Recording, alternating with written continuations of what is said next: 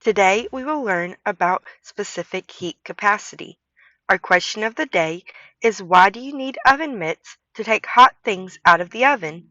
Why is your wrist not burned by the air in the oven? So what is specific heat? Well, different substances have different properties related to heat.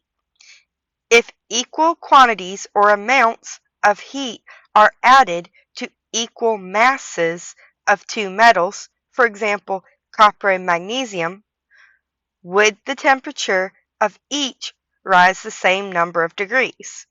Well, no, they wouldn't. You know their atomic structures are different, and so their physical properties are different as well.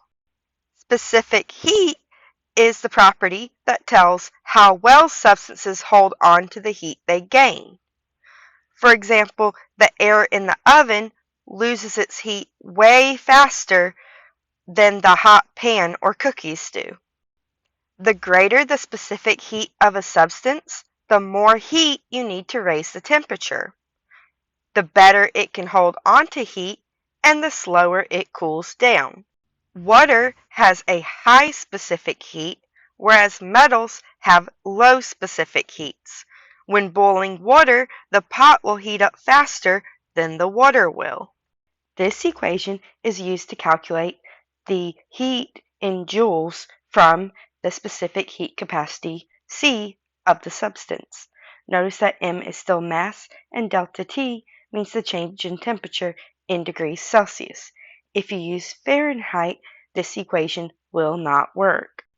Also, you may notice that this equation is very similar to calculating energy using the heat of fusion and the heat of vaporization. The only difference is that instead of H, we're using C delta T. Let's think about energy for a minute. Usually, we use the unit joules for energy. However, there's a second unit we can use called calories. 1 calorie is equal to 4.18 joules. If you consider water specifically, the specific heat capacity would be 1 calorie per gram degree Celsius, or 4.18 joules per gram degree Celsius. So 1 calorie is the amount of heat needed to raise 1 gram of water by 1 degree Celsius. Please pause the video and try the show what you know questions. When you are done, you may resume the video to check your answers. Our first question says, a 3-gram sample of aluminum was heated from 20 degrees Celsius to 66 degrees Celsius. What is the heat absorbed? Well, heat is going to be Q, and since we're given a substance, aluminum, and a change in temperature from 20 to 66, we're going to use the formula Q equals mc delta T. We are looking for heat, so let's leave Q alone. The mass is 3 grams, according to this equation.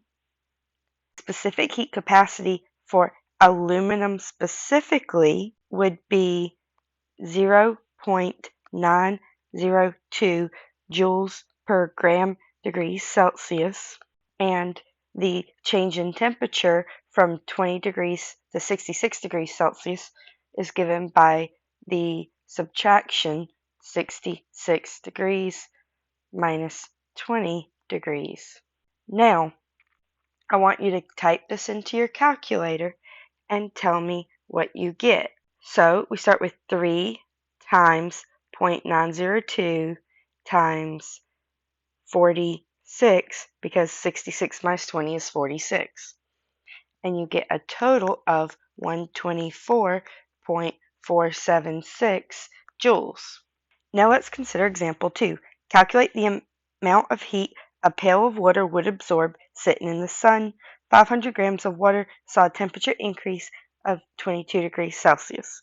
Once again, we're going to use Q equals mc delta T. We are calculating the heat Q. The mass M is 500 grams as given in the equation. The specific heat capacity of water is 4.18 joules per gram degree Celsius. and the change in temperature is 22 degrees Celsius. Now type this in the calculator. You get 500 times 4.18 times 22 is 45,980 joules, or 45.98 kilojoules. For question 3, let's consider if the temperature of a 15-gram sample of aluminum fell from 35 degrees Celsius to 20 degrees Celsius, how much heat was lost?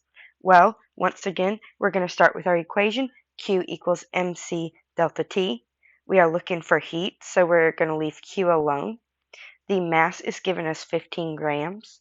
The specific heat capacity of aluminum is 0.902 joules per gram degree Celsius, and the change in temperature is 35 minus 20, or 15 degrees Celsius.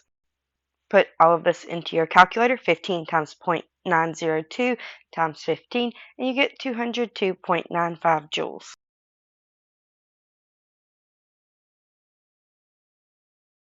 Let's consider question 4. A 28-gram copper watch absorbs 1,078 joules of energy.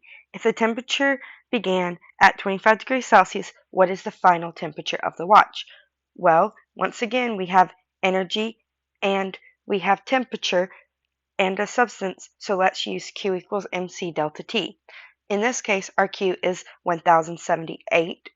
Our M, or mass, is 28 grams, as given in the problem. Our substance, copper, has a specific heat capacity of 0.385 joules per gram degree Celsius. And for change in temperature, it's going to be final minus initial. So I'm going to use the variable F for final temperature, and it'll be F minus 25. Next, we will rearrange the equation to get F by itself. So take 1,078 joules, divide by 28 grams, as well as 0.385 joules per gram degrees Celsius, and then add 25 degrees Celsius to get 125 degrees Celsius. This is our final temperature. Now let's look at the final question. A piece of iron absorbs 1,063 joules of heat energy. The temperature increases by 150 degrees Celsius. What is the mass of the iron sample? We know that we are using the formula Q equals mc delta T. Our Q, or heat energy, is 1,063 joules. Our M, mass, is what we are looking for, so let's leave that alone. Our substance is iron, which has a specific heat capacity of 0.450 joules per gram degrees Celsius. And our change in temperature is 150 degrees Celsius. We can rearrange this to get mass by itself. If we take 1063, divide it by 0.450, and then divide by 150. Then we get 15.75 grams as the mass of the iron sample.